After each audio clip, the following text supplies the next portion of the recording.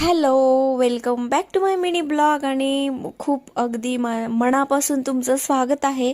तर मी 2 दिवस फुल आजारी होते. मला थोडं व्हायरल झालेलं ताप, सर्दी, खोकला आणि मी झोपून होते. आज जरा उठले मी. आज आहे मला उपवास. सकाळी मस्त आंघोळ वगैरे सगळं आवरून झाले.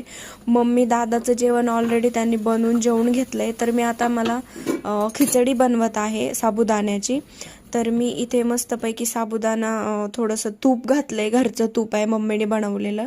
आणि असे मस्त कापून मी आधी बटाटे, थोडंसं मीठ आणि थोडंसं पाण्याचा शिंतोडा देऊन त्यांना झाकून ठेवते. त्यांना आधी मस्त होऊ देते आणि देन मी खिचडी करते. मग मी आता इथं मिरच्या कट करून घेत आहे. मला हिरव्या मिरचीचीच आवडते, मला लाल तिखट मिरचीची वगैरे आवडत नाही खिचडी.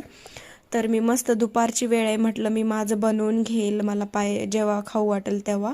तर मी बटाटे मस्त झालेत आणि खूप टेस्टी लागते अशी खिचडी, तुम्ही नक्की बनवून बघा. तर मी आता त्याच कढईमध्ये बटाटे काढून घेतलेले आहे. आता मी पुन्हा त्याच्यामध्ये तूप ॲड करणार आहे. तूप ॲड केल्यानंतर मी त्याच्यामध्ये मिरची वगैरे टाकणार आहे. आता मी त्याच्यामध्ये मिरची टाकून दिलेली आहे त्या तुपामध्ये.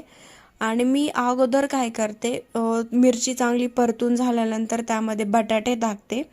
बटाटे टाकल्यानंतर मी जो हा भिजत घातलेला साबुदाणा आहे तो टाकते.